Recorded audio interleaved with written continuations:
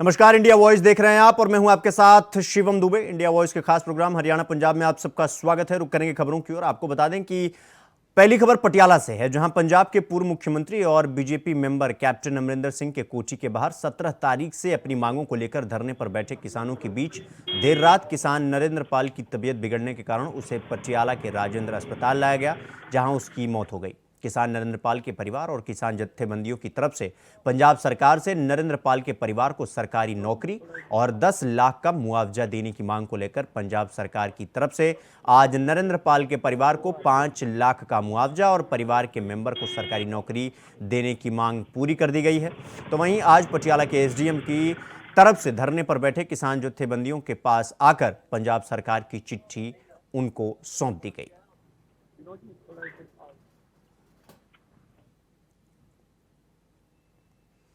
खबर मुक्तसर भटिंडा हाईवे से है, जहां दो कारों की टक्कर होने की घटना सामने आई है। आपको बता दें कि आज देर शाम श्री मुक्तसर साहिब से भटिंडा हाईवे पर गांव डोडा के पास दो कारों की आपस में टक्कर हो गई। टक्कर में दोनों कारों को भारी नुकसान हुआ, लेकिन किस्मत अच्छी थी कि कोई बड़ा हादसा नहीं हुआ। कार चालक ने बताया कि हम भटिंडा से मुक्तसर जा रहे थे कि मुक्तसर से भटिंडा की तरफ गलत साइड से आ रही कार ने हमें टक्कर मार दी। कार ड्राइवर ने बताया कि मैंने गलत साइड से आ रही कार के ड्राइवर को बचाने की कोशिश भी की, लेकिन कार की तेज गति के कारण मेरी कार से आकर टकरा गई, जिसमें दोनों कार बुरी तरीके से क्षतिग्रस्त हो गई।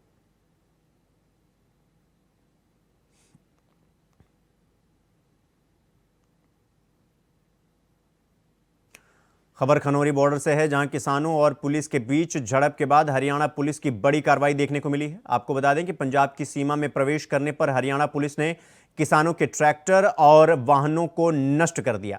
तो वहीं किसानों का यह आरोप है कि हरियाणा पुलिस द्वारा पुलिस बैरिकेडिंग पार करके उन्हें नुकसान पहुंचाया गया। सड़क पर खड़े हुए किसानों के ट्रैक्टर और कारों को तोड़ दिया गया। किसानों ने कहा कि पहले आंसू गैस के गोले फेंककर किसानों को भगाया गया और फिर हरियाणा पुलिस द्वारा इस कार्रवाई को अंजाम दिया गया।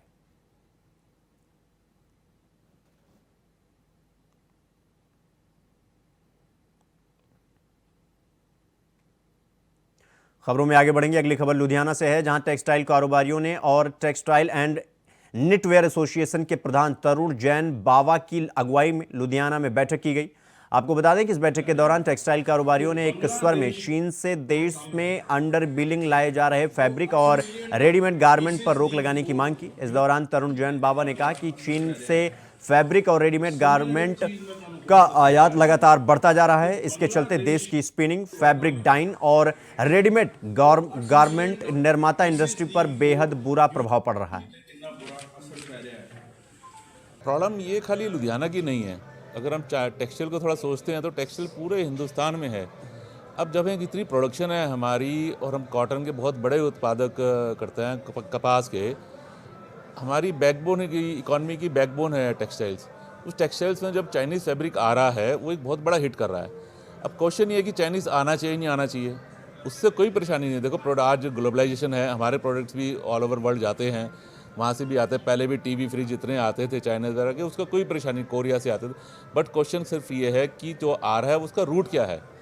डाटा बताता है कि ये सारे अंडर वैल्यूज़ डिक्लेयर करके आ रहे हैं। उसका इम्पैक्ट क्या पड़ता है, हमारी जो कस्टम ड्यूटी है वो जो 10 से 20% के बीच में वेरी करती है HSN कोड में, वो डिल्यूट होती है। GST उसके ऊपर कट ऑफ होता है। खबर खनौरी बॉर्डर से है, जहां किसान नेता सरवन सिंह पंढेर ने प्रशासन पर गंभीर आरोप लगाते हुए कहा कि खनौरी और शंभू बॉर्डर पर सरकार ने बर्बरता पूर्वक आंसू गैस के गोले दागे। केंद्र सरकार के अर्धसैनिक बलों ने पंजाब की सीमा में जबरिया घुसकर आंदोलनकारियों पर हमला किया, जिसमें युवा किसान शुभकरण सिंह की मौत हो गई और 3 लोग बुरी तरीके से घायल हो गए और अनेक युवाओं का कुछ अता पता ही नहीं है, यानी वो लापता हो गए। बर्बरता से ये दोनों बॉर्डरों के ऊपर खनौरी और शंभू के ऊपर सरकार ने टीयर गैस और हाई एक्सप्लोजिव जो इस्तेमाल किए उसकी निंदा करनी चाहिए। खनौरी बॉर्डर के ऊपर शुभकरण सिंह जो 23-22 साल का नौजवान, उनकी मौत हो गई है और 3 और गंभीर जख्मी हैं, जिनमें से अभी मिसिंग पर्सन भी बहुत ज्यादा है। और जो केंद्र के अर्धसैनिक फोर्स है उन्होंने पंजाब की हद में घुसकर खिनौरी के ऊपर 25 से अधिक ट्रैक्टर ट्रॉलियों को जो नुकसान किया है, और एक बुजुर्ग को जो हरियाणा का था बोरी में डालकर उनके लात पांव तोड़कर उनको खेतों में फेंका गया है और पूरी बर्बरता से कार्रवाई की है। आप हरियाणा के विधानसभा में बजट सत्र के दौरान सीएम मनोहर लाल ने कहा कि प्रदेश में बेसहारा पशुओं के कारण होने वाली दुर्घटनाओं में नागरिकों की मृत्यु होने या दिव्यांग होने के मामले में उनके परिजनों को वित्तीय सहायता प्रदान करने के लिए राज्य सरकार द्वारा दीनदयाल उपाध्याय अंत्योदय परिवार सुरक्षा योजना चलाई हुई। इस योजना के तहत कई आयु वर्ग के अनुसार 1 लाख रुपए से 5 लाख रुपए तक की वित्तीय सहायता प्रदान की जाती है। जो पशुओं का जो इस प्रकार के बेसहारा आवारा पशु उनके एक्सीडेंट के कारण से डेथ हो जाती है तो उसमें कंपनसेशन का प्रावधान करना चाहिए। मैं जानकारी के लिए बता रहा हूं कि एक नोटिफिकेशन 9 नवंबर 2023 को हमने निकाल दिया था, जिसके अंदर दयालु 2 नाम से जो स्कीम थी, और उस दयालु 2 में अलग अलग आयु वर्ग के हिसाब से कंपनसेशन का जो प्रावधान किया गया है कि अगर कोई बच्चा है अप टू 12 ईयर्स, चाहे उसमें सांप काटने से हो, चाहे कुत्ते के काटने से हो, या फिर कोई आवारा पशु के टक्कर मारने से इस प्रकार की मृत्यु होती है, तो 0 से 12 वर्ष 1 लाख, 12 वर्ष से 18 वर्ष 2 लाख, 18 वर्ष से 25 साल तक का 3 लाख, और 25 से 40 साल 5 लाख, और 40 साल से ऊपर 2 लाख रुपया, ये कंपनसेशन की योजना पहले से घोषित की जा चुकी है। ये जानकारी देनी। किसान आंदोलन 2.0 का प्रमुख चेहरा बनकर उभरे यूनियन लीडर जगजीत सिंह डल्लेवाल की बुधवार शाम अचानक तबीयत बिगड़ गई। उन्हें पटियाला के राजेंद्र अस्पताल के इमरजेंसी वार्ड में भर्ती कराया गया। किसानों का दावा है कि शंभू बॉर्डर पर सुरक्षा कर्मियों की ओर से आंसू गैस के गोले दागे जाने के कारण डल्लेवाल को सांस लेने में तकलीफ हुई और उन्हें अस्पताल में भर्ती कराना पड़ा। उन्होंने सीने में जलन की शिकायत की थी और उन्हें बुखार भी आ रहा था। आपको बता दें कि जगजीत सिंह डल्लेवाल भारतीय किसान यूनियन एकता सिद्धपुर के प्रधान हैं और वर्तमान किसान आंदोलन का नेतृत्व कर रहे हैं।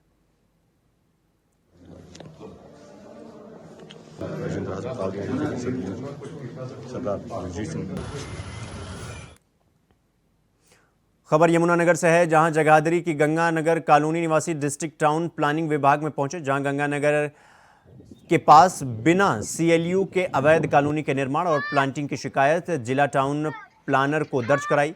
तो वहीं ये कहा गया कि गंगा नगर कॉलोनी में लगभग 1.5 लाख एकड़ में एग्रीकल्चर लैंड है, जिसे गेहूं या चावल की खेती उसमें होती थी, लेकिन यहां अब भू माफिया ने अवैध कॉलोनी और फैक्ट्री का निर्माण शुरू कर दिया है, जिसके लिए सभी फसलों को काटकर सीवरेज में डाला जा रहा है और प्लांटिंग की जा रही है।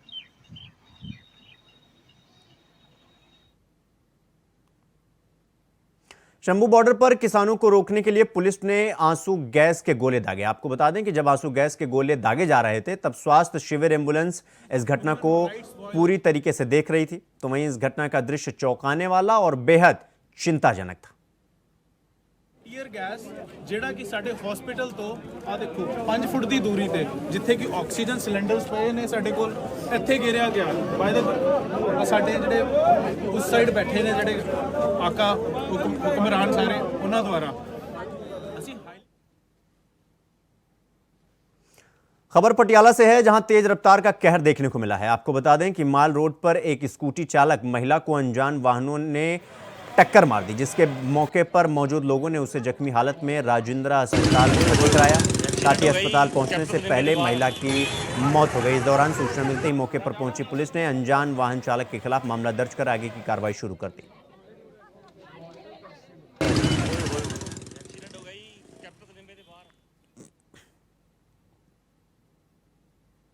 पंजाब के जिला फिरोजपुर कैंट में बीती रात गन पॉइंट पर किराना दुकानदार से बाइक सवार 2 बदमाशों ने लूट की वारदात को अंजाम दिया। आपको बता दें कि दुकानदार से आरोपी घी, तेल, बादाम, काजू इत्यादि मौके से लेकर फरार हो गए। साथ ही लूट की घटना के बाद सभी दुकानदारों ने इकट्ठे होकर आजाद चौक पर पुलिस प्रशासन के खिलाफ जमकर प्रदर्शन किया। साथ ही आज फिरोजपुर कैंट का पूरा बंद करके नेशनल हाईवे चुंगी नंबर 7 पर प्रदर्शन किया।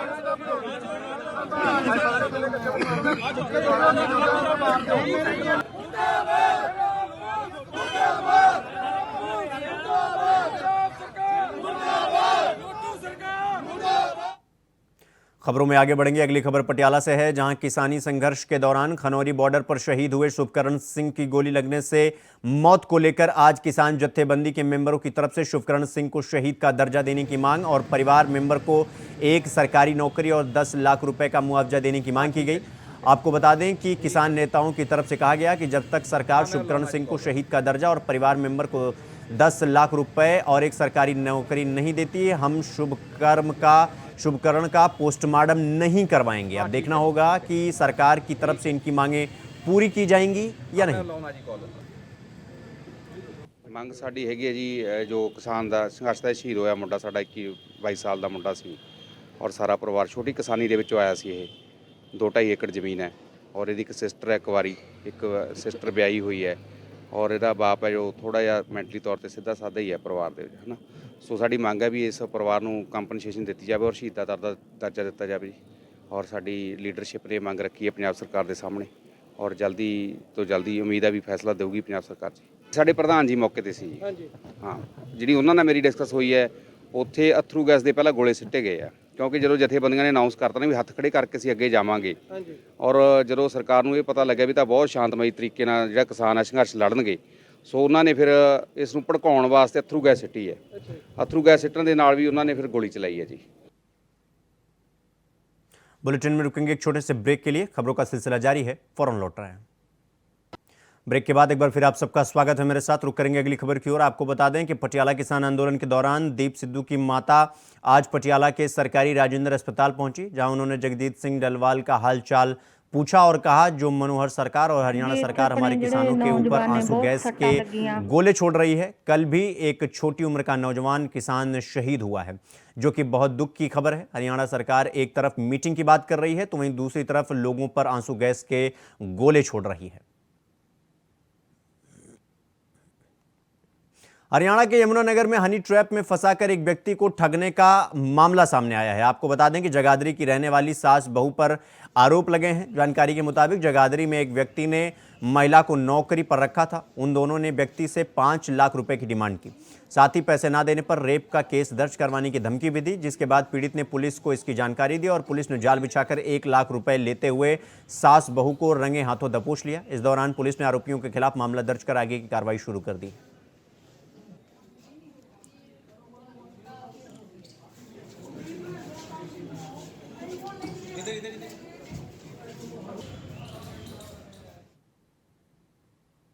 तो वहीं फरीदाबाद के बल्लभगढ़ में टेंट लगाने को लेकर दो पक्ष आपस में भिड़ गए। आपको बता दें कि झगड़ा बल्लभगढ़ के सेक्टर 2 में हुआ और बाद में इलाज के दौरान सरकारी अस्पताल में दोनों पक्ष आपस में ही भिड़ गए। झगड़े में दोनों पक्षों के दर्जन भर लोगों को चोट आई, जिन्हें उपचार के लिए बल्लभगढ़ के सिविल अस्पताल में ले जाया गया।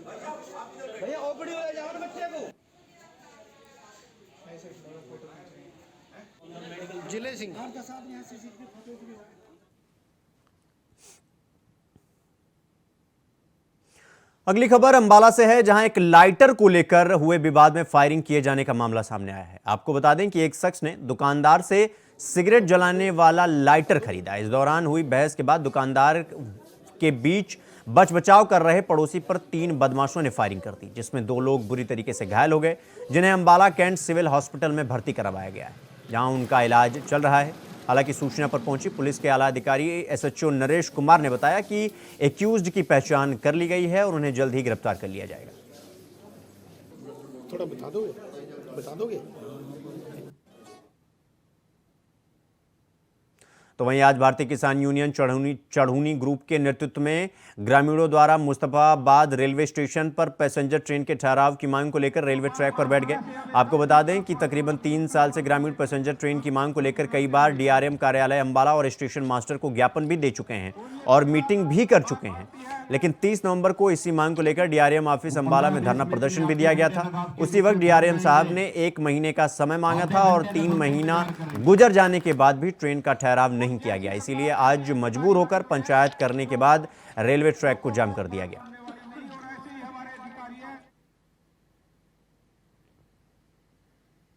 खबर पंजाब से है, जहां कांग्रेस के पूर्व सीएम चरणजीत सिंह चन्नी ने एक नौजवान किसान जिसकी उम्र 21 साल थी, उसकी धरना प्रदर्शन में हुई मौत को लेकर नाराजगी प्रकट की। जहां उन्होंने कहा कि मैं पंजाब सरकार से अपील करता हूं कि जो भी किसानों के इस हालात के दोषी हैं उसके ऊपर सबसे सख्त कार्रवाई की जाए और ऐसी हरकत की मैं कड़ी शब्दों में निंदा करता हूं।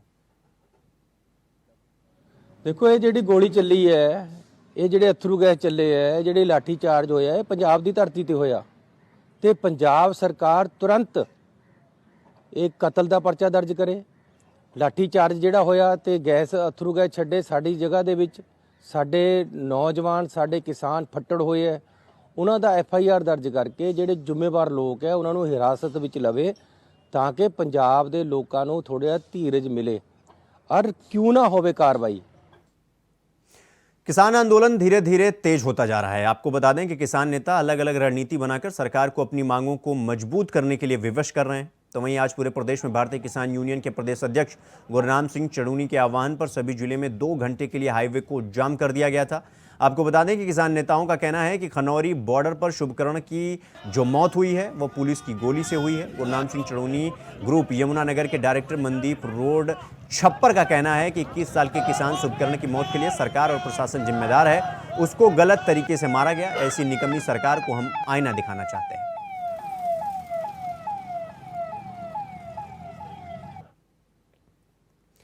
खबर बठिंडा जिले के शहर रामपुर फूल से है, जहां एक निजी स्कूल के अध्यापकों द्वारा बार बार नन्ही बच्ची से मारने पीटने के खिलाफ बच्ची के परिजनों द्वारा स्कूल के गेट के सामने प्रदर्शन किया गया और स्कूल प्रिंसिपल सहित पुलिस प्रशासन को इसकी शिकायत दर्ज करवाई गई। फिलहाल पुलिस द्वारा पूरे मामले की जांच की जा रही है।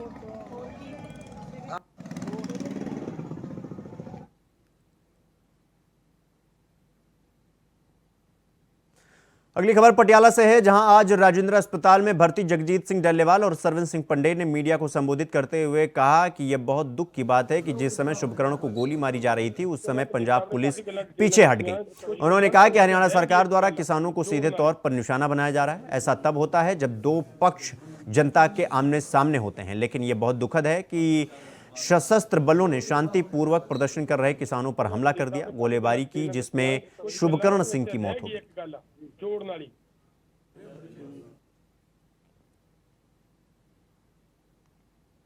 समराला के नजदीक गुलाल टोल प्लाजा के पास एक तेज रफ्तार वरना कार ने समराहा के दोराहा जा रहे सवारियों से भरे टेम्पो को टक्कर मार दी, जिसमें टेम्पो में सवार यात्रियों को गंभीर चोटें आई और 5 लोग घायल हो गए। तो वहीं 5 को जिला अस्पताल में भर्ती कराया गया है, जहां उनका इलाज चल रहा है।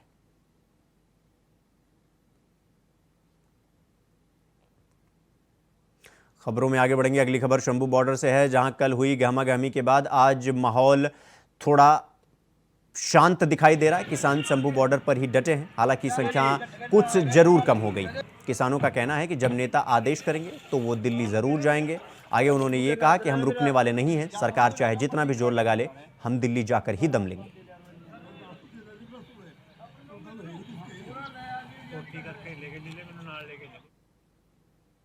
किसान आंदोलन को लेकर शिरोमणि अकाली दल के अध्यक्ष सुखबीर बादल की तरफ से एक बयान सामने आया है, जहां आंदोलन के दौरान मारे गए किसानों को लेकर दुख जताते हुए उन्होंने कहा कि यह बड़ी दुख की बात है कि पंजाब का एक नौजवान किसान आंदोलन में शहीद हो गया। उन्होंने इस घटना की निंदा करते हुए कहा कि किसानों पर गोलियां चलाना और रबर बुलेट से फायरिंग करना लोकतंत्र व्यवस्था में ठीक नहीं है। साथ ही उन्होंने ये भी कहा कि इस घटना में देश का एक नौजवान किसान शहीद हो गया, जो देश को अन्न पैदा करके देता। सुखबीर सिंह ने कहा कि लोकतंत्र में हर वर्ग को विरोध करने का अधिकार है, यह देखना सरकार का काम होता है कि स्थिति को कैसे नियंत्रण में किया जा सकता है।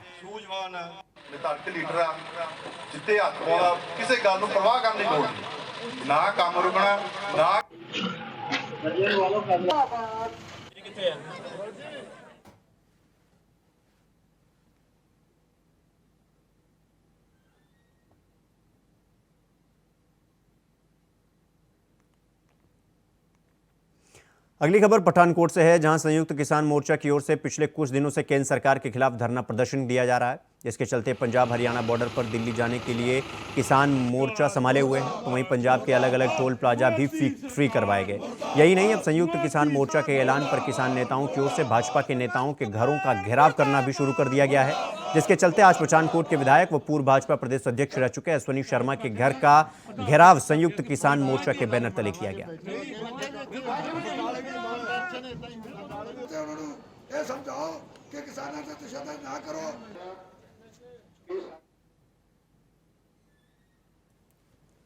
अपनी मांगों को लेकर किसान मुखर हुए, जिसके चलते बीजेपी नेता के घर के कोठी के बाहर प्रदर्शन किया। हरियाणा पंजाब में फिलहाल अभी के लिए बस इतना ही। देश दुनिया की तमाम खबरों को देखने के लिए देखते रहिए इंडिया वॉइस। मुझे दीजिए इजाजत। नमस्कार।